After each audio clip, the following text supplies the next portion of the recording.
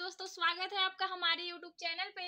दोस्तों, आज हम बात करेंगे हिंदी कक्षा 12 जो हमारे मॉडल पेपर में दिया रहता है। दोस्तों, पांचवा प्रश्न में क्या होता है कि उसमें दिया रहता है कि लेखक का जीवन परिचय का नाम लिखना होता है, जीवन परिचय लिखना होता है। ठीक है ना। तो आगे देखते हैं दोस्तों, जीवन परिचय हम कैसे लिखें। ऐसा कोई जीवन परिचय हो जिसको हम लिख के क्या हो कि हम एक ही जीवन परिचय याद तो कर ले, लेकिन उसमें बस ये हो कि डेट बाय डेट याद रहे और एक ही जो कहानी हो उससे ही सारा जीवन परिचय हम लिख ले। तो आज उसी पे हम बताने वाले हैं आप लोगों को। तो देखिए दोस्तों, यहाँ पे पहले लिखेंगे जीवन परिचय, फिर लिखेंगे हिंदी गद्य या पद के होंगे तो पद लिख देंगे। हिंदी गद्य साहित्य के लेखक या कवि का नाम लिखेंगे, उनका जन्म लिखेंगे, उनका नाम लिखेंगे और जन्म स्थान लिखेंगे। ठीक है ना। लेखक के पिता का नाम लिखेंगे। फिर क्या होगा दोस्तों, बाद में यहाँ पे लेखक के पिता का नाम लिखेंगे। यदि पिता का नाम दिया है तो ठीक है, नहीं दिया है तो कोई बात नहीं, लेखक का नाम लिख देंगे। फिर वो मध्यम वर्गीय परिवार के होंगे। अधिकतर क्या होता है, लेखक के जो पिता होते हैं वो मध्यम वर्गीय होते ही हैं। यदि दिया है तो ठीक है, लिख लेंगे, याद है तो। यदि नहीं है तो हम मध्यम वर्गीय डाल सकते हैं। ठीक है ना। आगे देखते हैं, उनके माता का नाम लिखेंगे। सांस्कृतिक महिला होंगी, यदि माता का नाम भी दिया है तो ठीक है, लिख देंगे। और फिर वो सांस्कृतिक, अधिकतर क्या होता है कि वो सांस्कृतिक महिला हैं या उनका पूजा पाठ में आस्था हुआ करता था, ऐसा लिख देंगे। फिर क्या होगा कि लेखक की शिक्षा बताना है। जो लेखक कितने तक पढ़े लिखे, उनकी शिक्षा कैसी रही, किन किन भाषाओं का ज्ञान था, वो लिख देंगे यहाँ पे। फिर क्या होगा, लेखक के पिता की मृत्यु हो जाएगी। फिर उसके बाद उनको बहुत बड़ा दुख होगा, उन्हें बहुत बड़ा आघात पहुंचेगा। फिर परिवार की जिम्मेदारी आ जाएगी। छठवां स्टेप देख सकते हो आप लोग, परिवार की जिम्मेदारी आ जाएगी। एक छोटी नौकरी के कारण उन्हें पढ़ाई छोड़नी पड़ेगी। फिर भी लेकिन क्या होगा देखना, यहाँ से पूरा ये लिखने वाली बातें हैं। ये तो हो गई उनकी जो टॉपिक बाय टॉपिक रहा, और इसमें हम डेट बाय डेट जो होगा वो डाल देंगे। लेकिन यहाँ से जो चीजें हैं ये आपको पूरा लिखना ही होगा। ठीक है ना। तो लेखक फिर भी इनका प्रेम हिंदी गद्य या पद के होंगे तो पद लिख देंगे। साहित्य में बना रहा जीवन भर, हिंदी गद्य या पद साहित्य के अभूतपूर्व सेवा की। फिर नवे स्टेप में क्या होगा, हिंदी गद्य साहित्य की निरंतर सेवा करते हुए महान लेखक की मृत्यु हो जाएगी। मृत्यु का डेट यहाँ पे डाल देंगे दोस्तों। यहाँ पे कुछ भी हो वहां पे मृत्यु का डेट हम डाल देंगे। फिर परंतु हिंदी गद्य साहित्य के विरासत में महत्वपूर्ण योगदान के लिए उन्हें आज भी याद किया जाता है। तो ये हो गया उनका, ये हमें लिखना ही होगा दोस्तों, जो ये सारी चीजें हैं। तो दोस्तों, हम यहाँ तक तो जान चुके हैं कि जो 10वां स्टेप था हमारा, उसमें हम तो जान चुके हैं क्योंकि आज भी उन्हें हमेशा के लिए याद किया जाता है। अब बात आती है कृतियां की। तो लेखक की कृतियां क्या है, उसमें कृतियां भी पूछता है। तो जो भी लेखक का नाम होगा यहाँ पे लेखक का नाम डाल देंगे। यहाँ पे लेखक का नाम डाल देंगे। फिर उनकी मुख्य कृतियां निम्नलिखित हैं, जो भी होंगे नंबर बाय नंबर 1 2 करके 3 4 ऐसे डॉट करके जितने भी कृतियां उन बुक में दिया है उनका कृतियां यहाँ पे हम डाल देंगे। ठीक है ना।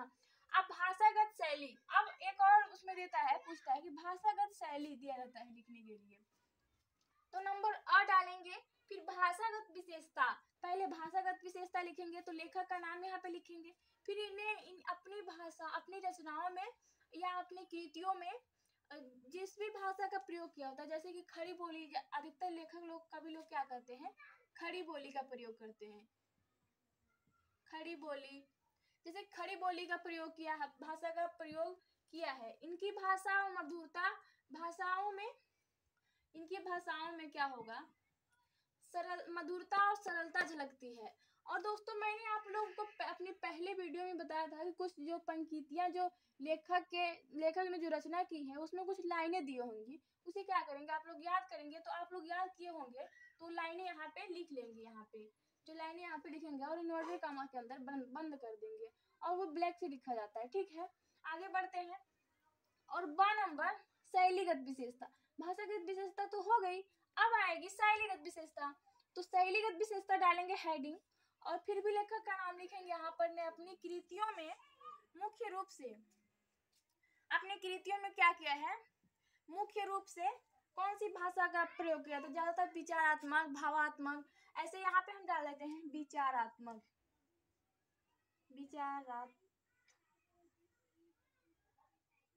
जैसे विचारात्मक।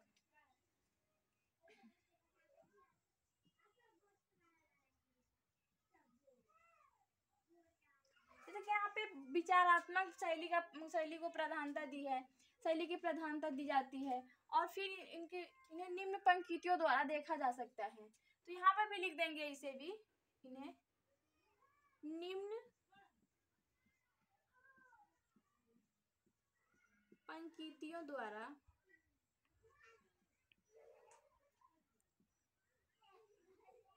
समझा जा सकता है। ठीक है ना, तो यहाँ पे हम ये लिख देंगे।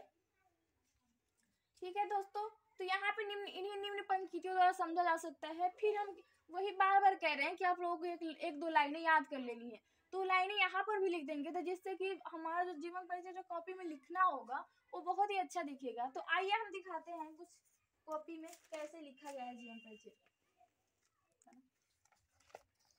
जैसे कि यहाँ पे देख सकते हैं वासुदेव शरण अग्रवाल का है जीवन परिचय। तो हमने यहाँ पे जीवन परिचय यहाँ पे डाला गया है, आप लोग देख सकते हो। हिंदी गद्य साहित्य में जो भी उनका जीवन, जितने में उनका जन्म हुआ है वो डाल दिया गया है। फिर धार्मिक, इनकी माता क्या थी, धार्मिक महिला थी। तो फिर इनकी शिक्षा देखो बताया गया है, स्नातक किए हैं, APHD और डिलीट किए हैं। फिर इनके पिता के निधन हो गया।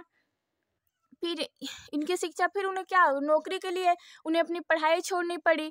फिर अध्यक्ष रहे विभाग के, हिंदी इतिहास के हिंदी विभाग के अध्यक्ष रहे विश्वविद्यालय में। लेकिन फिर भी क्या है, उनकी हिंदी गद्य साहित्य में उनकी प्रेम बना रहा। तो फिर निरंतर सेवा किए, फिर इस सेवा करते हुए महान लेखक की मृत्यु हो गई है इतने में। फिर देख सकते हो आप लोग, परंतु उन्हें आज भी विरासत में महत्वपूर्ण योगदान के लिए याद किया जाता है। फिर भी कृतियाँ देख लो आप लोग, कृतियाँ कैसे लिखा गया है। वासुदेव शरण कृतियाँ निम्नलिखित हैं। पहला है कल्पवृक्ष, दूसरा है पृथ्वी पुत्र, चौथा है भारत की एकता और मातृभूमि। इनकी प्रमुख कृतियाँ और भी हैं, आप लोग जो आप लोगों को आसान लगे वो याद कर सकते हैं। फिर आइए देखते हैं शैलीगत विशेषता। भाषा शैली में क्या है, भाषागत विशेषता डाल दिया गया है, आप लोग देख सकते हैं। फिर वही लाइनें जो यहाँ पे मैंने आपको बताई है वो लाइनें यहाँ पे देख सकते हैं आप लोग लिखी गई है। तो इनकी जो कहानी, जो इन्होंने निबंध लिखा है जो, तो उसमें क्या है दोस्तों, यहाँ पे उनमें से कुछ लाइनें हैं जो याद किए गए हैं, वो यहाँ पे लिखे गए हैं। शैलीगत विशेषता में भी वही करनी है। और लेकिन हाँ, ये याद रखना होगा कि लाइनें सेम नहीं होनी चाहिए, अलग अलग लाइनें होनी चाहिए, जिससे कि आप लोगों को क्या होगा, जो कॉपी आप लिखेंगे बहुत ही अच्छा दिखेगा। ठीक है, तो यहाँ पे आप देख सकते हैं वही प्रयोग किया गया है और कॉपी देख सकते हैं। तो मुझे पूरी उम्मीद है दोस्तों कि आप लोगों को बहुत ही अच्छा समझ में आया होगा।